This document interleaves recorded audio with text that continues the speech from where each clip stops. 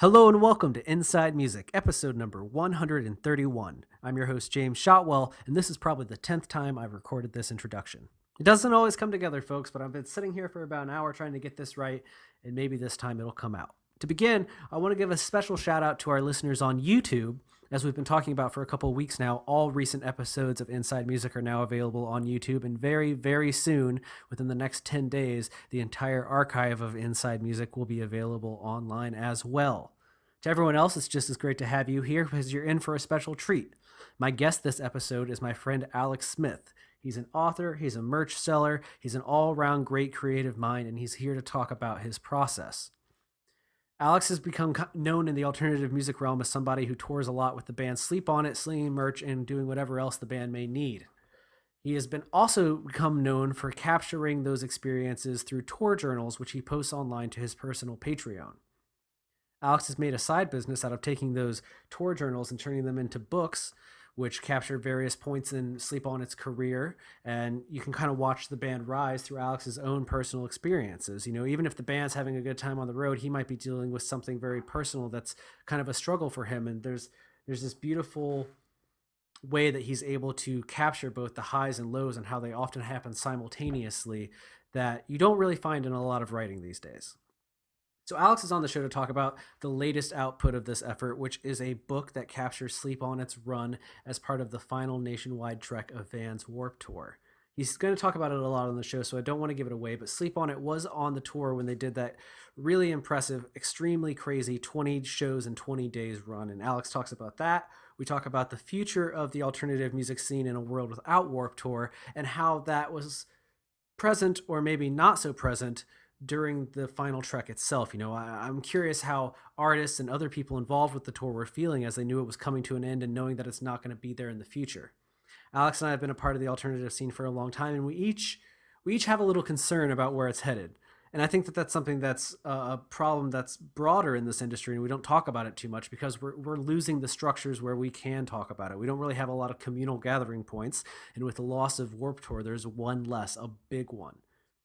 There's also a lot of positivity in this episode. I don't want you to think that it's all negative. Alex tells me about his creative process, how these books come together, his other passions, and what he's going to be doing in the future. And I tell him this in the episode, but he's one of those people that has the ability to not only have a number of very interesting and unique ideas, but to put them into action. He doesn't wait around for somebody to give him permission or to have enough funding or in some cases to even spell check. He just worries about getting out his ideas. He has so many of them that he must create, and he just has to get the current thing done because there's another thing he needs to do, and after that's done there's 34 more things waiting in queue.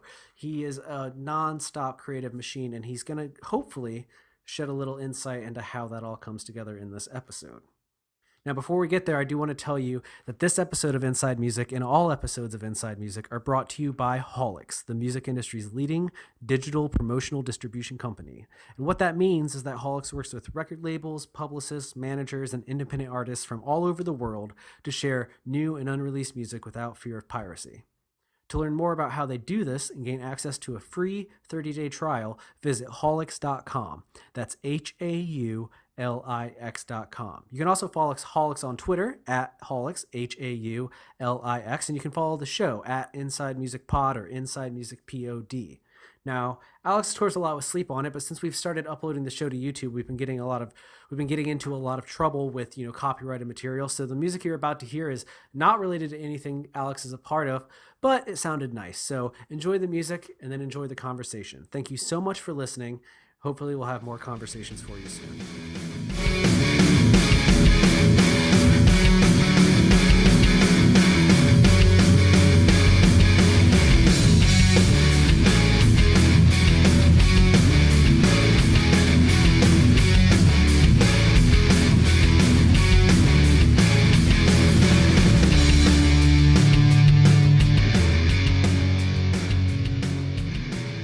So at Tampa, my brother just moved down there from Detroit. So we drove this 26-foot box truck pulling a trailer because he's like, you have experience driving these things. I'm like, not really, but let's do it. And so we drove the 1,200 or whatever miles, the 40 hours it took us to get there, and then moved him in, spent a couple days there with him and my dad, and then flew back yesterday. That does not sound fun, but I know that you also fit in a trip to Disney in there, right? Yeah, so I went to Disney World 2 days ago. Just he started his first day of work on Tuesday, so I went over there and just I had nothing else to do. My plane didn't leave till Wednesday, so I was like, whatever, I'm gonna go to Disney World. Like See, by myself. Fuck it. by yourself. Yeah. Man, I always feel weird. Like, I obviously I'm a guy that does a lot of things by himself, but like amusement parks are kind of uncharted territory. I've never done one of those by myself. So, what is the place that is filled with families with young children like for a guy in his 20s by himself? You get some weird stares at times. Um, and then I'm sure uh people thought it was kind of weird, but I put on my headphones when I'm walking around and just kind of stayed on my phone in lines and stuff like that. Like you tweet at people and stuff like that. I did that stupid Twitter thread. Um, that was just kind of a way to pass time between things, but I don't know. People didn't really say anything to me directly, but I was just there to have fun, man. Like I did the rides I wanted to ride, and I just enjoyed myself. Tried to at least, yeah. Was it your first time at Disney? No, so it was, I went a couple times as a kid. It's probably been, you know, 15, 16 years since I've been there. So a lot of it was like a nostalgia thing for me. But then of course, since I went as a kid, Disney's gotten all these other brands like, Star Wars and stuff like that. So got to see all the new Star Wars stuff, and they added that Toy Story Land, which was all new to me. So I went and did that because I'm a huge Toy Story geek. So It sounds like a good time. yeah, it was all right. I would like to do Disney again sometime soon. I only went when I was like a teenager, but it is one of those things where I feel like I should go with at least one other human being to avoid this, to avoid the stares. And I mean, the phone thing, I do that in public anyways. The headphones and the phone I do anyways. But like, there is the added element of families just being like, so, lonely man, what are you doing here? Yeah, I only ate at one place. I think it would be the weirdest thing is like eating by yourself, right? Absolutely. Um, but the restaurant I went to was like a sci-fi drive-in kind of experience, and so the tables only seat two at a time anyway. And I knew this going into it. I was like, all right, I'll just go by myself. Like this place is usually filled with like the odd person out or whatever, like the third wheels and everything. So I was like, fuck it, like I'm just gonna go. It's a dark place. I can watch whatever stupid thing they have on the big screen, uh, get some drinks, and just go. But yeah, that was probably the most awkward part about the whole thing. I did that first. And then you just flew back. So how's it been? I mean, yeah, yesterday I was pretty sick all day, so I got back at like 10 in the morning. It takes as long as the flight took, like the flight was like 2.5 hours or something like that. It took me an hour to get from the airport to my apartment because of just the trains and shit. So once I got back from there, I just holed up in my apartment and just kind of hung out all day, caught up on some internet TV, and slept because I was sick.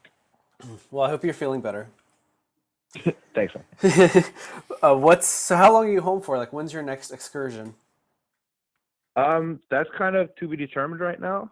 Um, it's all kind of up in the air with what I want to do personally. I know I have some things in the works, um, within the music industry and outside of the music industry. And I just kind of have to pick and decide what I want to do going forward. It's always good to have options and leave those options open. Um, so yeah, so I really don't know when my next excursion is going to be. It could be a tour. Sleep on It has that tour coming up, or it could be something further down the line. It all kind of depends on how things shake out. All right, man. Well, let's talk about what you're about to do because we do have one thing on your to-do list, which is releasing a new book.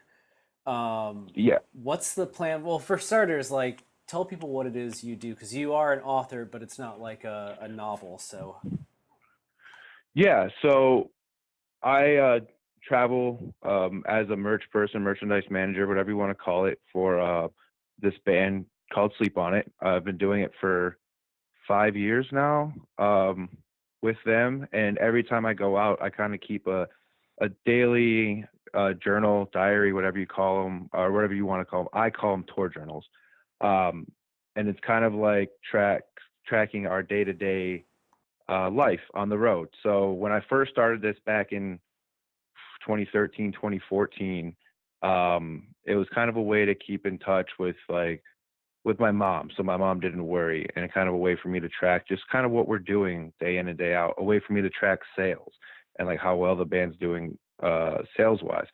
And then it kind of evolved from there because I didn't realize people actually wanted to read it.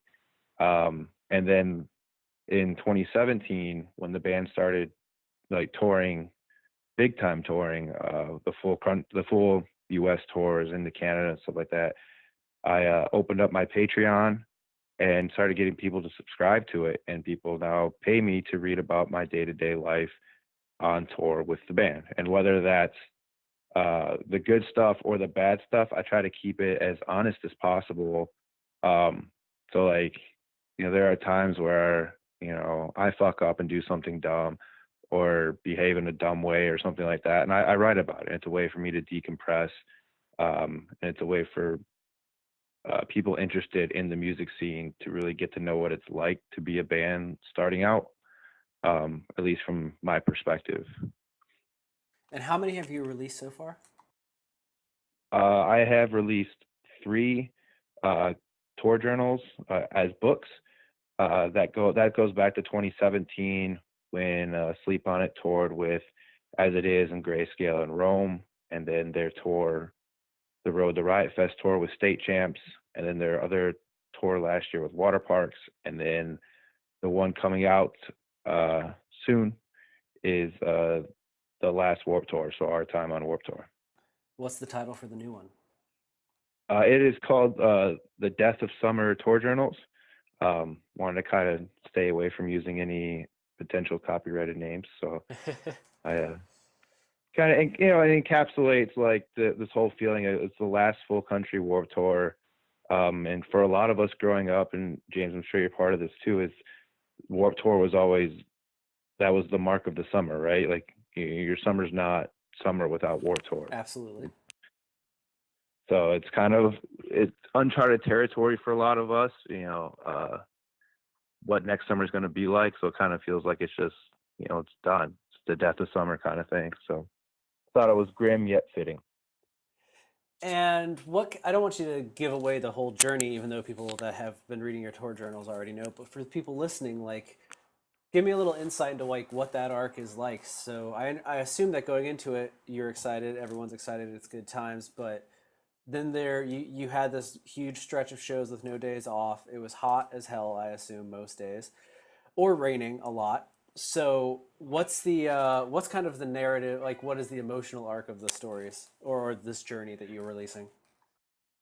Sure. So the start of it wasn't as much excitement as it was just anticipation, right? So uh, we hadn't toured together. The band did some stuff in the UK earlier the year, but we hadn't toured since December. So we went 6 months without touring, and then we were getting thrown on to the last 2/3 of Warp Tour, and in this monster stretch. And we knew this stretch was coming. It was the 20 shows in 20 days, and we had never done Warp before, and so like that. So there was a lot of just there was some anxiety in the anticipation going into it, because we didn't know what to expect. Like we had all these people telling us certain things and stuff like that, and you try to prepare because we've toured before, but it was a brand new world for us, especially when it comes to Warped. And as we started going, the first day in Nashville, it's just whirlwind of just like, we have all these things that we need to do. We have to figure it out. And luckily, we weren't the only ones starting that day. So we shared the bus with this band out of Orlando, Florida called Capstan. And their TM/merch person, Jesse, was a huge help. And I think we helped each other a lot because we just were like, hey, we just got to go in this and do it together, because it was the first time for both of us, and it kind of made it easy. We were able to rely on each other a little bit. But as we go through, there's, with the heat and with 12 people on the bus, and you're mixing with, because we shared that bus with Capstan, there's a lot of mixing of personalities, right? Like I know how to handle the personalities and Sleep on It, but then you mix in these guys from Capstan, and while they're our friends and I love them to death, it's still a different way of touring. Like they handle their day-to-day life a little bit differently than we handle ours, and there's no right or wrong way to do it. It's just adjusting on how, anytime you have a cohabited space, you have to learn to adjust with people. Um, and so that plays into it, and there's a lot of stress build up until it releases. And there's definitely a build up in my personal anxiety, and there's a point where that comes to like a climax where it's just like to be honest, I was done. Like I didn't want to do this anymore. It was like this whole thing about just, I hated it. I was hating every moment of being out there. It wasn't fun. And then kind of the redemption of that going through. That's kind of the arc of the whole thing. And that wasn't like, trust me, I don't do that on purpose. I know it fits a narrative pretty well, but it was pretty honest in terms of like there was moments where I did not want to keep going, and I write about that a lot and talk about how I work through it and stuff. So. Well, I can't wait to catch up on it. I remember when I did Warped Tour, it was kind of that way. It was like the first time being on a bus with like a whole bunch of different personalities, and there was like the slow simmer to the eventual. We had at least one kind of explosion amongst us at one point where it was like out of nowhere, but it was like, yeah, we had to do this at some point. You kind of have that like get it off your chest at some point. Yeah, exactly. Like you can't just put things off to the side forever, and you got to manage the personalities. And I needed a gut check personally too. Like it wasn't just like it was other people doing it. Like it was I am also responsible for how I was behaving and stuff like that. So, I wasn't in the clear. Absolutely. I was being an asshole. I mean, and that's typically the case. Like everyone involved is in some way being an asshole. Most likely yourself more than others, but you're just kind of conscious of it when it's happening. And then I like to think that the true sign of a professional is that you accept that explosion is going to happen, and you're just like, we'll be on the other side of this in like a couple hours. You just got to like let this explosion happen real quick. And the ability to see that there's another side to it. You know what I mean? I feel like a lot of you see a lot of young acts that get into fights, and it kind of makes things explode. And it's like, well, it's a skill. It's just like being able to do 20 shows in 20 days. The ability to like manage those personalities and also understand that even the best management is going to eventually overflow in one way or another, and like that's just a hazard of the job, so to say. Yeah, and it's how you handle that fallout, and you're able to take a step back and be like, and take a look at it from an outsider perspective, and like, are these things I'm getting mad at, do they really matter, or like is it just bugging me because it's 100 degrees outside and I'm sitting out in the sun for 10 hours a day and I just let it get worked up? Like that's what it boils down to once you have those conversations. And it's good to have people who aren't on a tour that you can talk to, or maybe not even in your camp, that you trust, that you can kind of vent to and be like, hey, like, XYZ are happening, like, and they can kind of walk you through it and be like, yo, like, you sound fucking dumb right now, you need to get over yourself. And it's like, oh, okay, so it is me. All right. Yeah. Like, just needed to check. Thank you. Yeah. Let me ask you this. There was, I've had some people on the show over the summer that were not on Warped Tour, had done it in the past, and we kind of had this general air of like, what's summer like in a world without Warped Tour for all these bands? And you being someone that was out there on it, was that ever a thing that like people talked about, where they're like, what are we all going to do next summer? Or how does this community keep going without Warped Tour? So from my personal standpoint, in my world, I spent a lot of time around the Owly FM stage and those people, that kind of mid-tier bands, right? Like they're not main stage bands and stuff like that. There was definitely some talk about like, what do we do? Especially from the crew standpoint, right? A lot of the merch people, not myself because I'm new to this, but there are some people on that tour who have done Warped for their entire adult life. And there are some of these managers who are like, I make all the money I need to make in a year on Warped Tour, and now I don't know what I'm going to do, because you get paid more for Warped because of how grueling it is, and to get that at a pub tour, it's hard. It's hard for bands to do that. Like, Warped Tour is not going away because the scene's making a lot of money, right? Like, it's going away because the money's just not there. It's not as pop punk and stuff like that. It's just not as popular as it used to be, and it's hard to do. It's hard to keep up a tour like that. Like, we're not dumb. We know what it's like. So yeah, there's people who are wondering what they're gonna do. A lot of people just assume that it's just gonna be a lot of summer tours happening, and then like we just assume that Warped Tour as a whole, as an entity, is going to do the weekend festival days, or stuff like that. Like they might pick a day or something like that and do Warped whatever, kind of like how they do with Warped at Sea, where it's just like, yeah, here's a special event kind of thing, or Riot Fest, or whatever you want to call it, like festival stuff. But as far as touring, nobody really knows, and I think a lot of people were trying not to think about it at the time, because you're just trying to live the moment. Absolutely. I mean, and that's the thing that I keep saying to people in discussions about it. I mean, there are the big acts can always continue being big acts, but it's that Warped served as such a stepping ladder for a lot of those mid-sized bands and bands on the rise, that when you kind of pull that ladder out of the picture, it's like, okay, well then how do we get to, let alone how do we get to the next stage? It's how do we maintain this stage versus how do we think to get to being what would be considered a main stage Warped band without this Yeah. thing existing. Yeah. There's a lot of money. Like, a lot of kids just discover bands through Warped Tour. I mean, that's just how it is. Like, especially in the smaller markets, when you get out to like the Kansases and stuff like that, where kids don't get a lot of tours coming through anyway, that's where it's going to really hurt, is like those kids are going to have to travel even further to get to shows that they want to see. So it's going to be harder for bands to get every little thing, and it might be bands have to take smaller venues or something like that if they want to try to make sure they hit all the markets, or hopefully at some point pop punk starts getting played on the radio again, so these kids can discover new bands and stuff. Yeah, I mean, they say that they always say that music is ebbs and flows, but the recent trend has been a very deep a very deep ebb.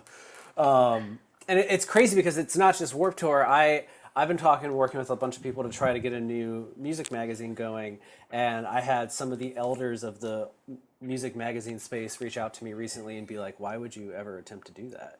Like, they're just like, "What's Yeah. like what are you thinking?" And I was like, "Well, there's a lot of bands that don't get coverage that I think could." They're like, "There's just, I mean, it is funny because." It is a multi-pronged problem, and kids, like a lot of people in the scene, maybe don't look at it that way, because it's not just no Warped Tour.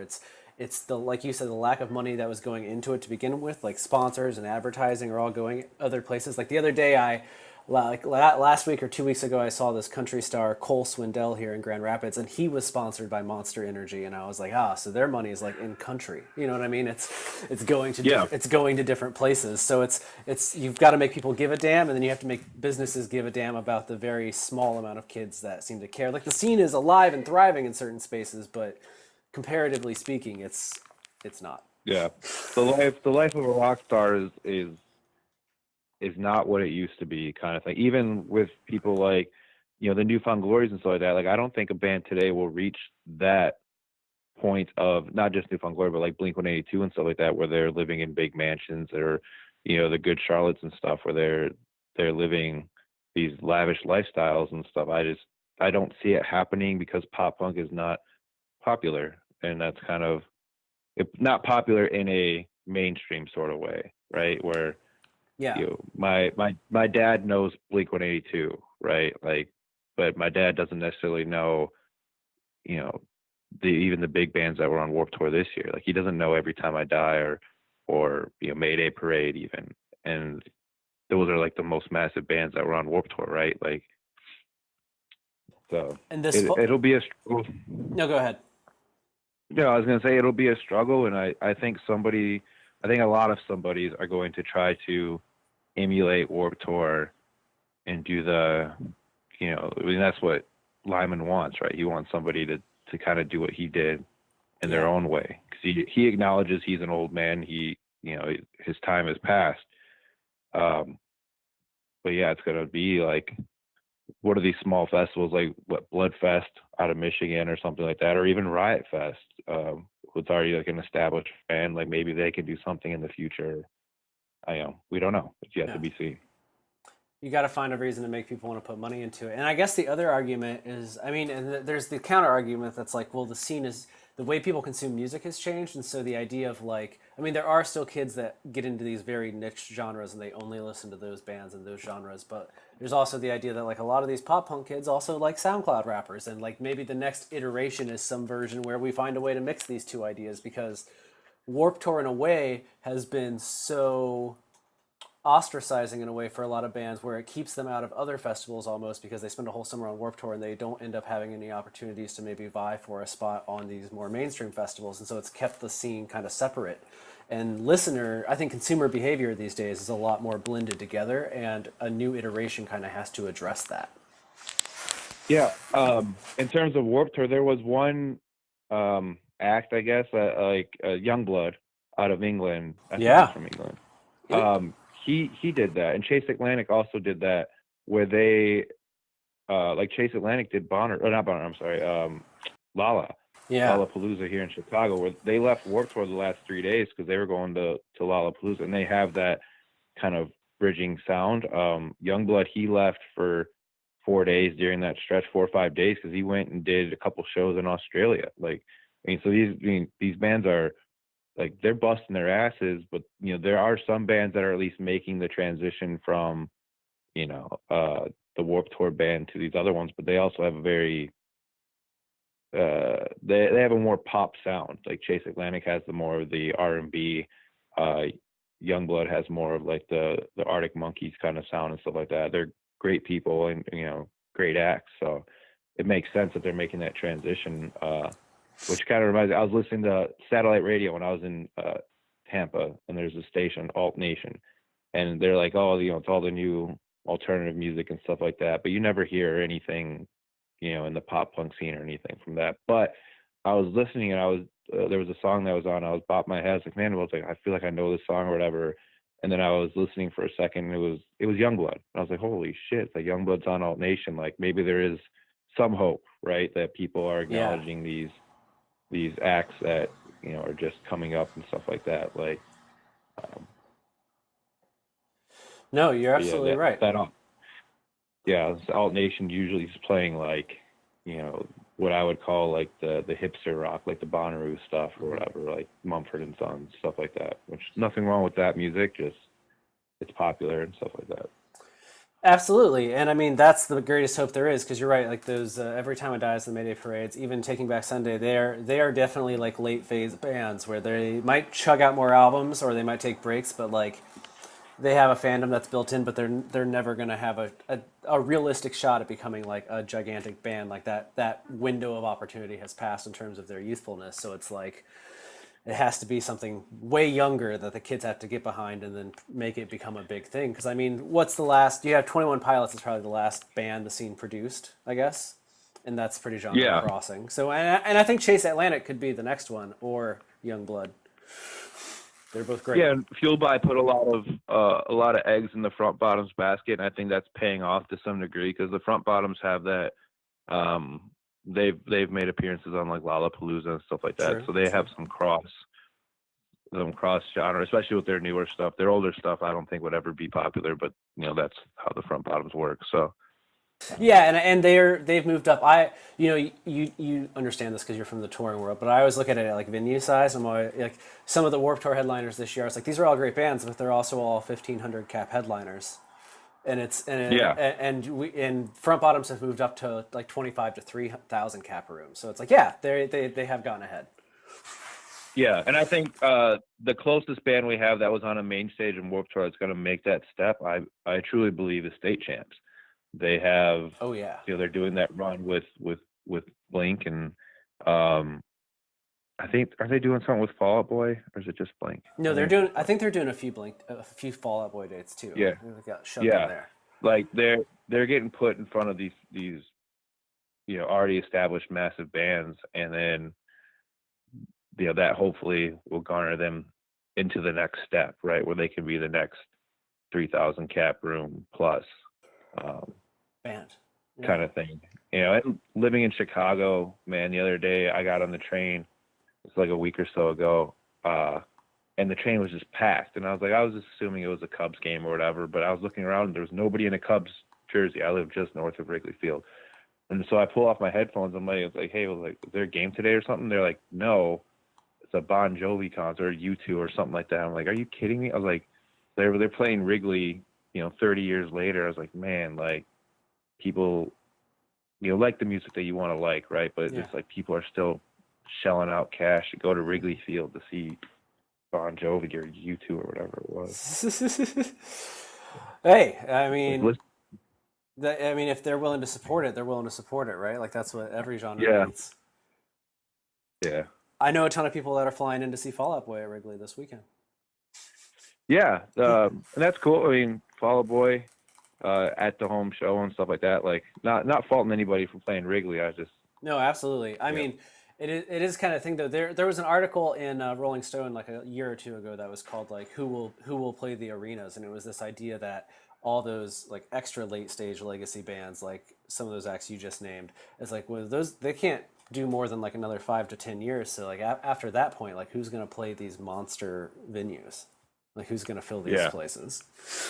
Again, it goes back to the idea that that stepping ladder has slowly disintegrated as we've monopolized music in various ways.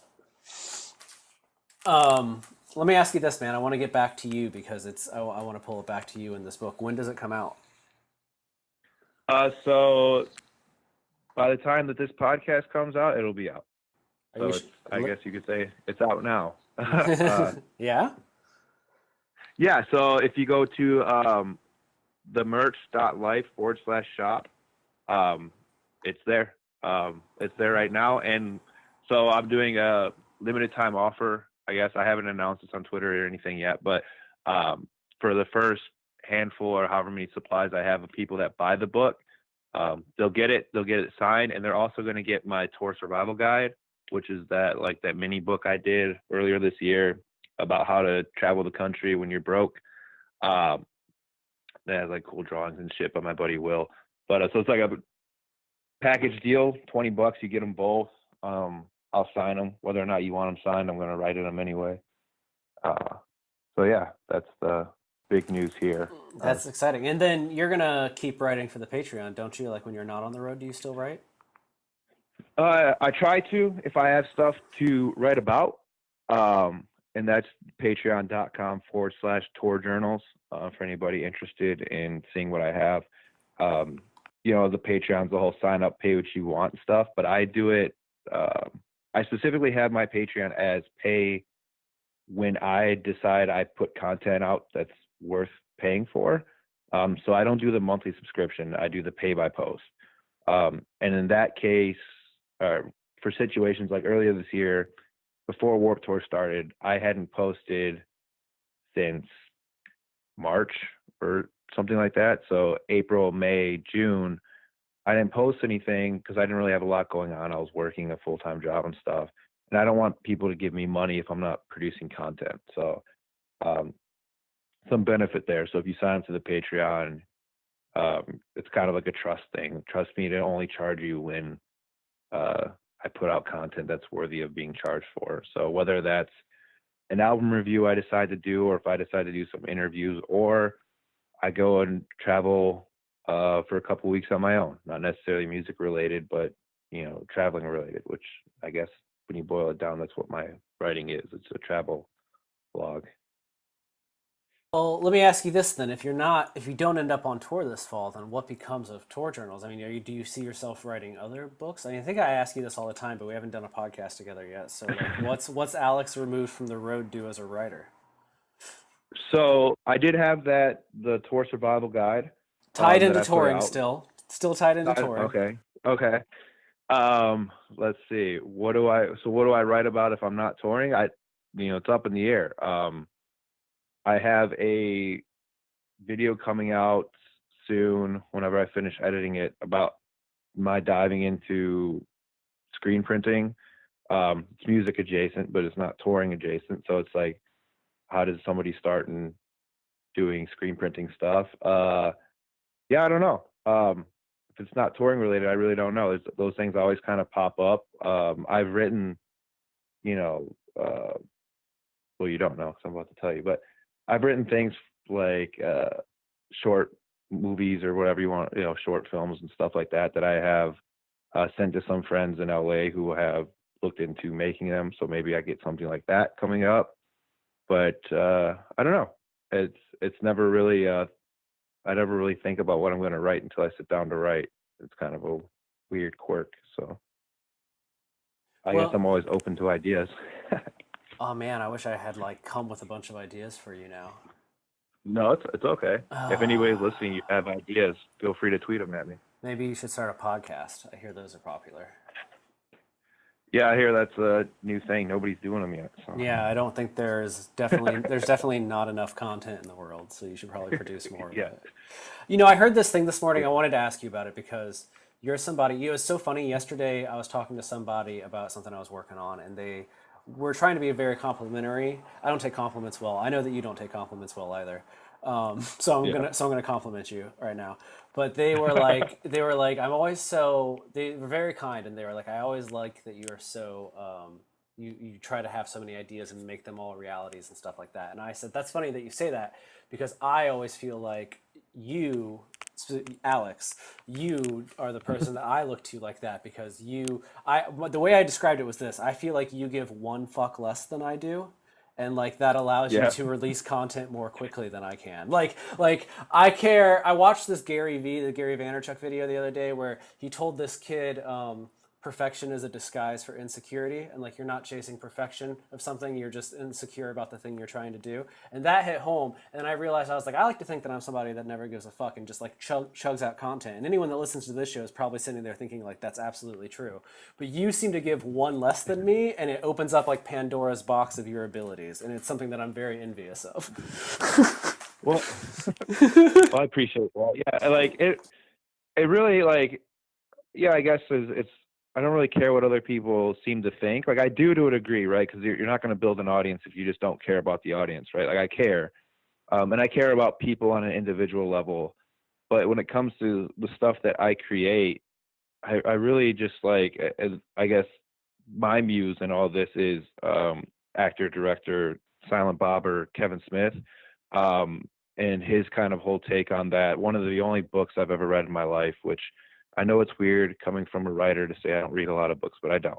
But I did read Kevin Smith's autobiography. I don't Tough remember the shit. name of it, but there you go. Tough shit. Yeah. And that's kind of how he talks about it. And this is even before Tusk came out, his pseudo horror movie Tusk and Yoga Hosers and stuff, where he's just like, hey, like, just make what you want to make, like find a way to do it. Like, and that's kind of how I've approached things, whether it's the card game that I kickstarted 3-4 years ago that, I don't really talk about now because it's not involved with the touring stuff, but I have my degree in video games, like in making video games and stuff like that. So I still do that on the side, where I'm trying to create games, card games, whatever, or short films, or I want to try to break into doing YouTube stuff, which is, I know that's like the generic millennial term for anything, but I have some ideas for, I guess you can call them TV shows or whatever, that I want to try to get to. It's just a matter of finding the time, the people, the equipment. Really, the equipment is what it boils down to. I'll do it my damn self. I don't care. Well, I think that Tough Shit is a great book recommendation for people. It is pretty life affirming. This is a great example of like we've both read that book and still somehow you took away something more that I didn't. Like I was like, yeah, I mean he's fine. Like I'm the same fanboy that way. But I do look up to you in that way. So thank you for coming on the show today, so Thanks. that I could tell Yeah. you that in a room full of empty no one. Yeah. Alex also wrote the forward to my book this ties in perfectly to this, my delayed thing that I'm still working on because of my insecurity, perfection disguise. But it'll be out sooner than later. Like you and I were texting about how I used the word forward, and you tweeted at me that you used the wrong forward in a book that you printed. And I hadn't even noticed that until you said it to me. And I used that as an example when I was trying to explain that how you give one less fuck than I do. I was like, let me give you a perfect example because this would drive me crazy. I did it, and like I printed it, and I know even before I printed it, I thought I swapped it out, and then I printed it, and I was like, well, it's out there now. Like, what the fuck am I gonna do? See, Like, it's for there. some reason, I feel like my skin would like melt off me in that moment. I don't know why. It's like that's my one hurdle. That's the one more that I have than you. But it also ties into the theme for the rest of my book, right? Like I didn't say this earlier, but I don't edit or go back through and change true. things. And I go, this goes back to what you're saying about me not giving a fuck. It's just like, sometimes I just don't have time to give a fuck. Like I finished the project and it's done. Like once it's done, it's done. I'm on to the next, 4 or 5 things on my plate. I don't have time to sit back and, try to rework or perfectionize things, because it's, perfectionize not even a word. I just make shit up.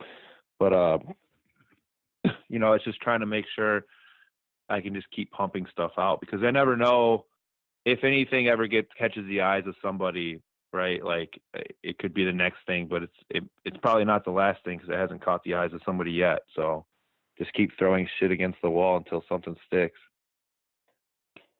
Oh man, that's a good quotable to probably end the show on. We probably shouldn't ruin it. So how can people? We didn't even talk about your screen printing and shirts. I do want to do that. So you just have to come back on. But in the interest of time, tell us how people can keep up with you online. Sure. So Twitter is always the best place to get at me. It is at I am _ Alex _ Smith, or the easiest way I tell people, because my name's so generic, if you just Google Alex fucking Smith, I am 10 out of the first 11 things that pop up, and that's pretty. I use that as an example when my dad tells me not to swear so much. It's here's why I add fucking to my middle name now. But that also works for Twitter. So Alex fucking Smith, or the Patreons, patreon.com/tour journals. And if you're interested in buying any of my books or t-shirts that I make, all that stupid shit that I do, it is themerch.life/shop. And if you're not looking to get a physical copy of the book, I also have all my books in like digital PDF form too. So it's cheaper and you can read it right from your phone. Well, thank you so much for coming on the show, Alex. I usually let people choose the song I'm going to use in the show, but YouTube has been giving us a bunch of crap. And you just said you wanted to be on YouTube. So when this episode drops, I've been plugging this in every podcast recently, but I have spent the last month converting every episode of the show to a YouTube video, and they are almost all uploaded, if not already live. But this one will be live as soon as people can hear this on iTunes. This episode and all recent episodes of Inside Music are on YouTube, so at least you're already on there. Maybe you can be a star in the making. Awesome. Yeah, Cool. there you go. But I gotta pick I have to pick music that's not copyrighted, because otherwise YouTube makes me like submit a copyright claim for every individual song, and I have to be like, well, the person who wrote the song is on the show, and I asked them what song we should play, and they told me I could play the song, and then I wait like 4 days, and YouTube's like, okay, that's a good reason.